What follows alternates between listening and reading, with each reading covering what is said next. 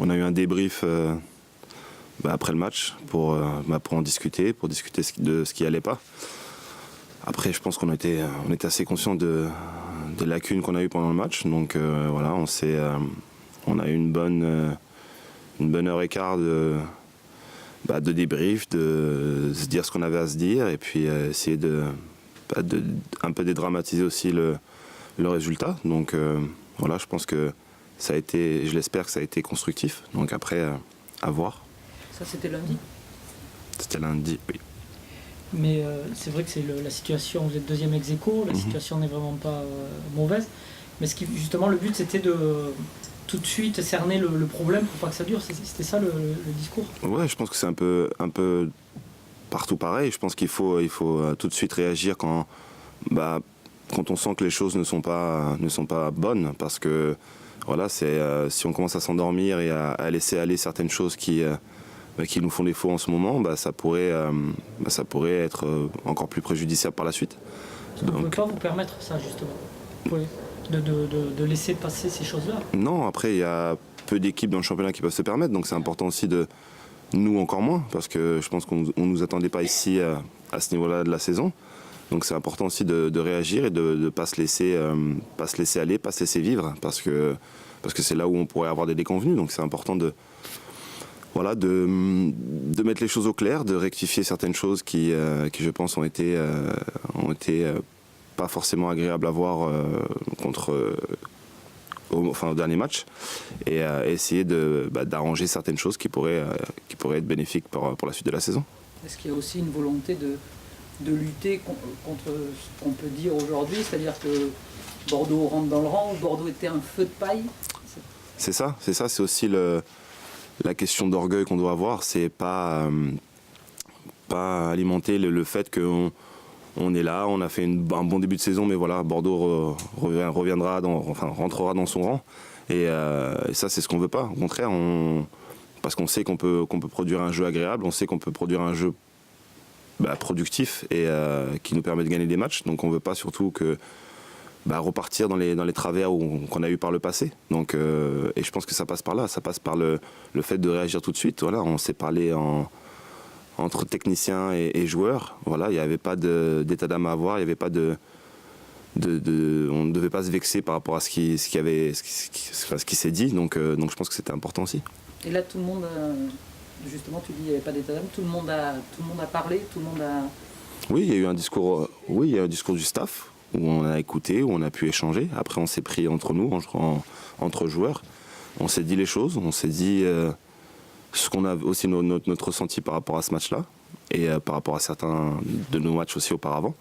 Et non, il n'y a pas eu d'état d'âme, les choses ont été dites. Voilà, personne a pris la mouche, et ça c'est agréable aussi. Donc voilà, j'espère surtout que ça sera constructif pour la suite. Et aujourd'hui, qu'est-ce qu'il faut faire en plus pour retrouver votre football ? Après, c'est une question de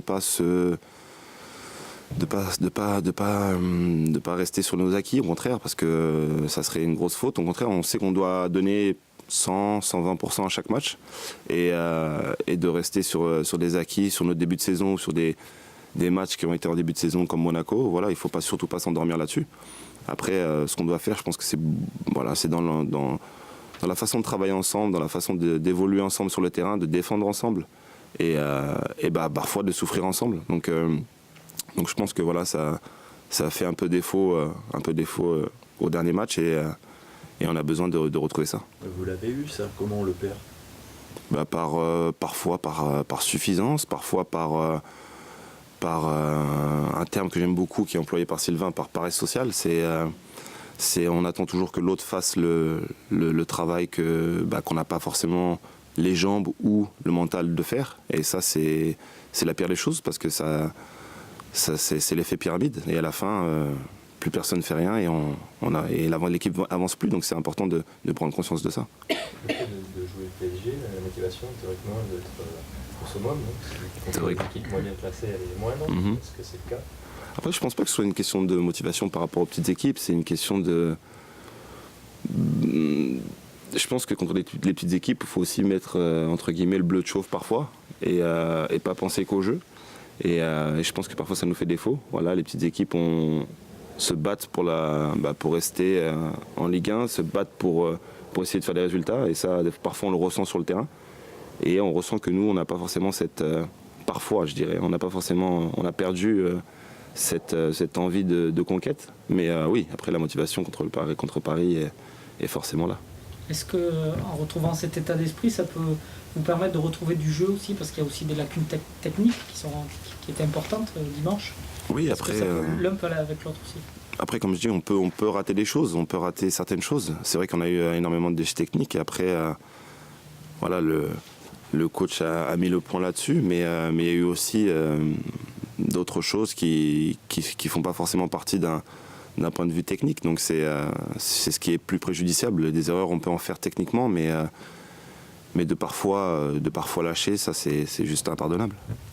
Mais à partir du moment où vous êtes en difficulté techniquement, c'est difficile de mettre en place le jeu que prône l'entraîneur, surtout face à des équipes qui vont défendre très bas et vous attendre. Oui, c'est sûr que ça reste c'est quelque chose de compliqué. Après c'est clair que dans le dernier match, on n'a pas été extraordinaire, mais contre Caen, mais c'est vrai que on se devait de tenir le résultat. Voilà, ça aurait été un match, peut-être un non-match, mais au moins parfois l'efficacité prime. Donc c'est ce qui nous a manqué, de tenir ce résultat, de se battre, de faire les efforts. Voilà, c'est ce qui nous a un peu mis. On l'avait là après le match, parce que c'était. On peut ne pas faire un résultat, on peut perdre un match, mais quand on a tout donné. Et là, c'est pas forcément ça n'a pas forcément été le cas. Paris va priver de Zlatan et Cavani, ça n'arrive pas toujours. C'est aussi une des chances, c'est une opportunité pour vous. Ça reste Paris. Après, il y a d'autres individualités, il y a d'autres joueurs au milieu. On sait que ça va être compliqué. Après, je pense qu'il faut être. On n'y va pas non plus pour se faire taper sur les doigts. Donc il va falloir mettre tous les ingrédients, si ce n'est plus, pour essayer de faire un résultat là-bas. On voit que d'autres équipes peuvent le faire. Donc voilà. Et j'en espère qu'on sera de la partie. Est-ce que Paris fait moins peur cette année que l'année dernière, où il semblait intouchable? Non, je pense pas. Paris reste Paris. Paris reste Paris. Après, je pense pas que Paris soit une équipe anodine. Au contraire, ça reste l'équipe la plus dangereuse du championnat. Voilà. Après, non, je pense pas qu'ils fassent plus peur que l'an passé. Vous les avez vus jouer hier, vous avez pensé de quoi de leur match? Et est-ce que c'est une bonne chose de les jouer dans une semaine européenne? Après, ils ont un banc et un effectif quand même assez conséquent, même s'il manquera Cavani et Zlatan. Mais c'est particulier. Voilà, c'est un match ils ont eu un match de Coupe d'Europe. Nous, on va jouer en championnat. Après, oui, c'est peut-être. Mais je pense pas qu'on doit se baser sur ça. On doit se baser sur nous. On doit se baser sur les déconvenus qu'on a eu auparavant, essayer d'arranger ça. Et après, on sait les qualités de Paris, mais je pense pas qu'il faut se baser sur les pseudo-faiblesses de Paris. Vous, justement, quand on vient de faire ce résultat contre Caen, comment on doit jouer Paris?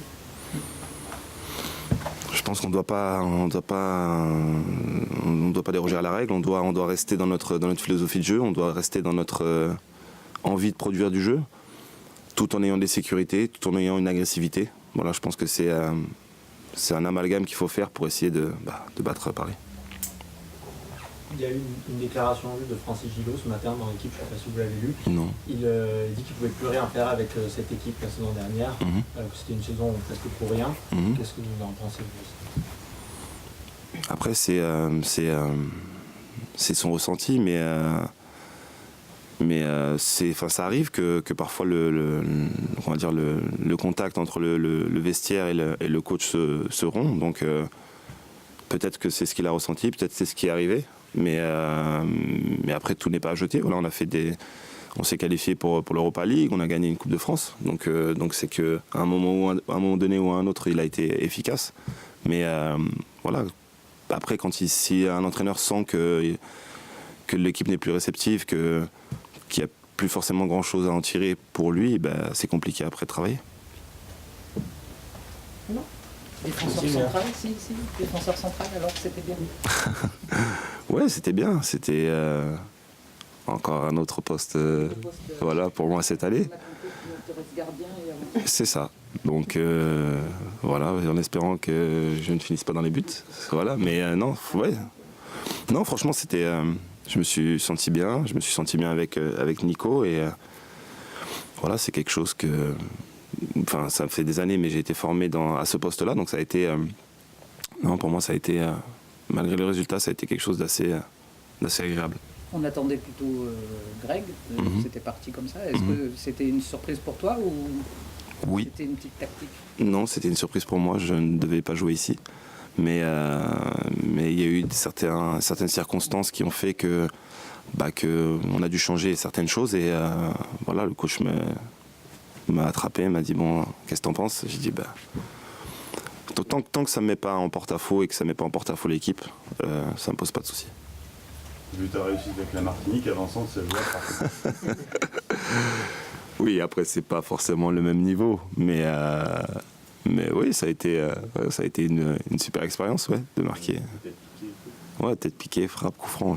Je sais tout faire maintenant. Donc, ouais, voilà. Non, ça a été quelque chose d'agréable à vivre et d'un point de vue humain également. Donc voilà, peut-être, pourquoi pas, en reconversion.